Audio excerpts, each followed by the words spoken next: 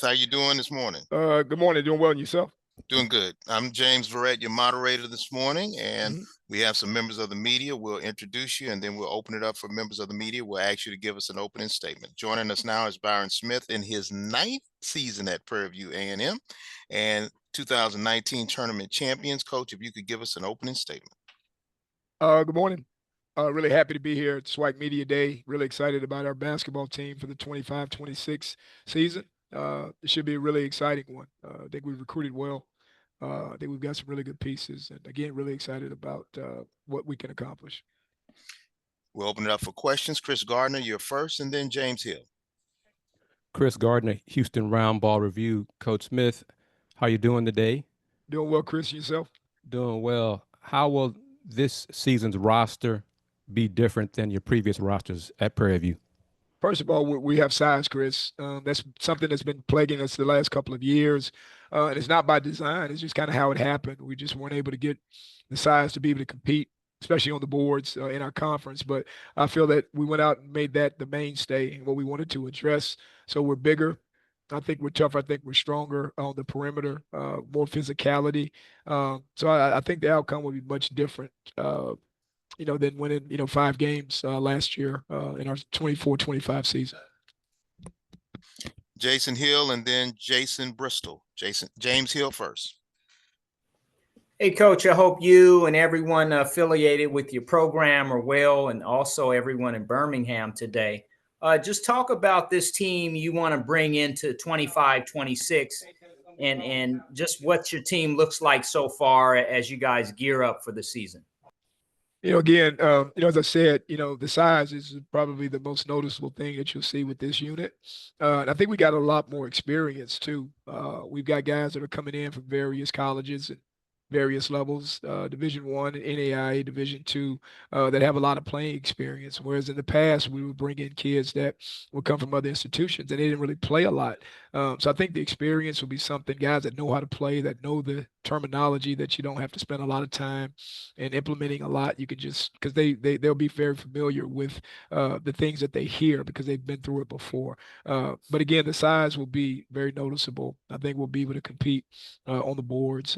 Scoring is never a problem for me, for any of our teams in our league. I think we'll be able to score at a pretty good rate. So really excited about the maturity that we have, the experience that we have, and the size that we have for this upcoming season. Coach, you've been very successful. You've been competitive, and you've won championships. Just talk a little bit about the SWAC and how competitive and what you think it will be like this season. Guys can play. It's gotten a lot better. First and foremost, I'd like to say the coaching has gotten so much better. With all due respect to the previous coaches that have been in this league over the years, I think the SWAC's always been a very competitive league, but I feel like the coaching has gotten a lot better. And so I think with that being the case, I think these coaches we've been able to attract better talent because we have some real teachers in our league. But I just think that with the transfer portal, the implementation of the transfer portal, I think the skill level is so much higher. I think the SWAC once upon a time was just known as an athletic league, guys that can run fast and jump high and ultra quick. But now we think we've got some cerebral players that can think, but still the athleticism is still there. And I think the size is there too, that we can compete, with some of the bigger conferences, even on the boards at times. So across the board is better. Coaching is better. The talent is better. And I think the way that the commissioner is running our league, obviously that's it's top shelf. So I think across the board, our conference has improved tremendously over the last 5 years. Thank you, Coach. Have a great season.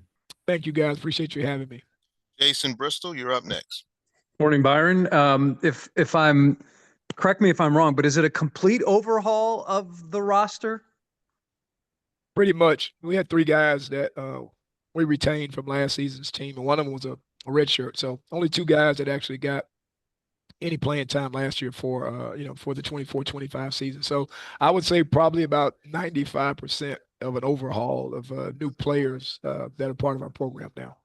And what is that like, compiling a roster like that? I mean, certainly it's not uncommon in this day and age of college basketball, but in terms of the process and how much time it takes up and just the challenges that it presents?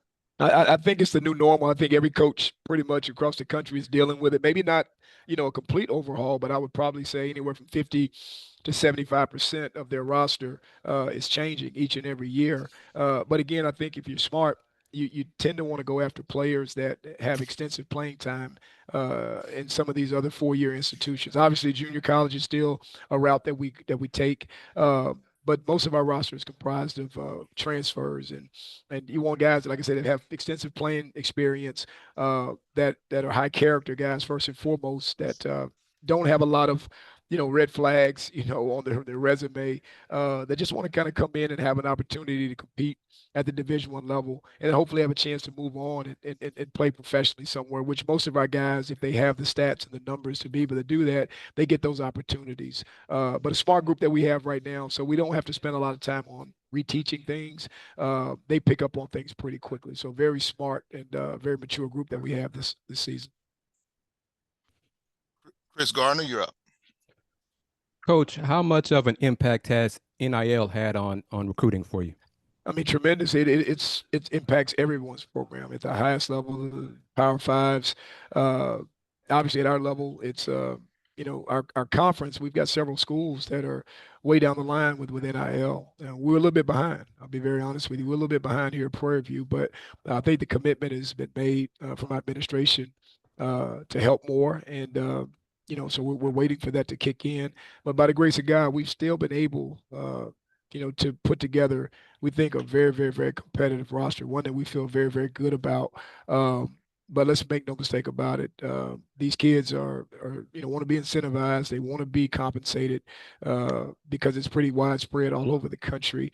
So we got to get up. We got to get there pretty quick if we want to maintain any level of winning. Once we can reestablish that, to be able to stay there, we're going to have the dollars behind our program. So hopefully that will kick in, and that'll be something that'll be consistent moving forward. Jason Bristol, you're up. Byron, it seems to be quite a bit of excitement and buzz around the football program. What can the basketball team do to, I guess, bring in some of that? Is it simply winning? Would that be able to capitalize on that excitement from the football program as well? I mean, everybody knows as football goes at a college, everything else kind of falls into place. I mean, that's the trendsetter, and if that's going well, you should be pretty stable. But yeah, the only thing that we have to do now, we just have to win. We haven't won enough games. I think the coaching has been really, really good. I think our guys play hard, they compete. I think academically we're very sound and strong with our APR, and our graduation rate's really good.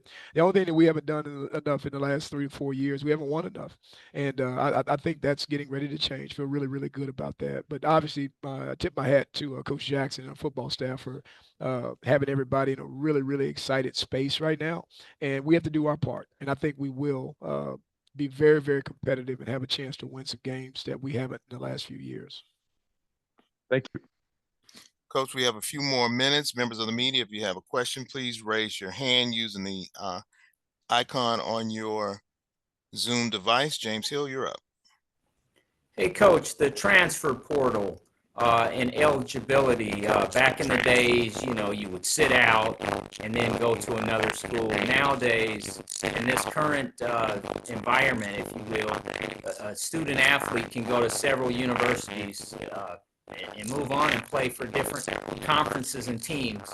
But when you look at that changing of the landscape, what's it like from a coaching perspective to bring in guys? Some teams turn over, but what's it like as a head coach? Well, I mean, it's exciting. I mean, it's what we love to do. And, I get a kick out of, helping players develop, working with players from, all walks of life, different socioeconomic backgrounds, different parts of the country, even some international players. I mean, I just enjoy it. So it's my divine assignment. It's what God has blessed me, to be able to do. And I'm really excited about it. So I'm an everyday guy. I'm an everyday basketball guy. I do it for the pure love of the game, not for any outside things or awards or accolades or resources or whatever. I mean, I do it because it's just what I enjoy doing, and this is what I feel like I'm pretty good at. So I get excited about it. It's been really good to, like I say, bring in kids from different programs and different areas around the country, around the world. And it's really exciting for me. So I'm going to do it as long as I can, and I still have the juice and the energy to be able to do it. And I get excited each and every day I go to work. So it's not even like a real job. So it's like it's almost a fairy tale to be able to do what we're able to do at this level. Thank you, Coach. Yes, sir. Coach, that wraps up our time. We thank you so very much for joining us, and good luck to you this season. Thank you guys for having me. It's been a pleasure. All right.